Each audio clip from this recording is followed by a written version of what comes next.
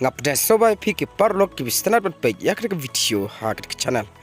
penlim ka Al Nassr ya ka Shabab Al Ali badi urung sundon syaka AFC Champions League menta ka Samoy ha ka jigele kai playoff final menin kamit apden ka klub Al Nassr persya ya ka Shabab Al Ali ban yakni urung syaka AFC Champions League menta ka Samoy ka Al Nassr kala job ya ka Shabab Al Ali da saula arkol haba pai syaka ka jigele kai ha ka kelas thep ka Al Nassr tang ka minit ka bakhatwei kala yo ban thep ya ka kol ka bingkong lengba Tallisica bat ha ka minit ka bakhat pra ka Shabab Al Ali kala yo ban pai kala ya ka shikol lengba uai Al Ghasani bat hadu bandakut ka kelas thep ka jigele kai kala khai damar shikol habawan banteng ya ka jingel kai ha ka kelamit sasin uai Al Ghasani ulayo bantep ya ka kol ka baar nakam ta ka Shabab Al Ali ha ka minit ka basau pun ndri bat lengba kine ki artli ki kol ki bala tep da uai Al Ghasani ka Shabab Al Ali kala tam ya ka Al Nassr da arla iwai kol hadu ka minit ka ba prapu nyaw badai hakum kane kapor ka Al Nassr kala nyon tenge persya ya ka Shabab Al Ali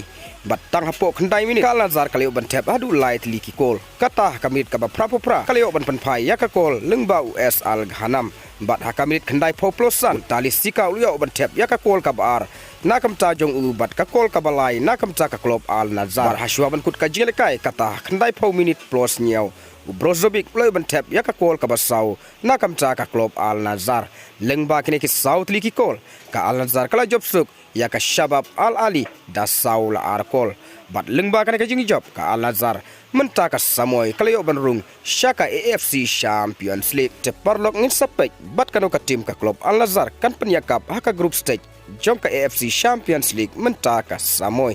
te parlok Tang kini ki kubor ngangai ba pila sautu ngin sai kendu ha ka wai pat ka video kublai shibun